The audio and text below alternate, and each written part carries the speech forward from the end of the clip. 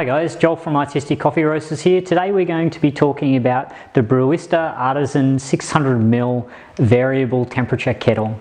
A few of the features to note about this is that it's actually a gooseneck kettle. If you're doing any pour overs, whether that be through a Chemex, a V60 or a similar product, a gooseneck kettle is a must-have.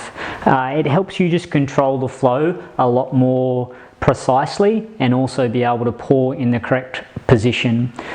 The cool thing about this one is that it's quite small, so it's great for home use. 600ml, you're not heating up a massive amount of water at any one time. It's variable temperature as well, so that'll heat, if you're looking to go to 87 degrees, it'll heat within 1 degree of that. It also has an auto shutdown function, which is a really cool safety feature. If it's unattended for 60 minutes, it'll automatically turn itself off.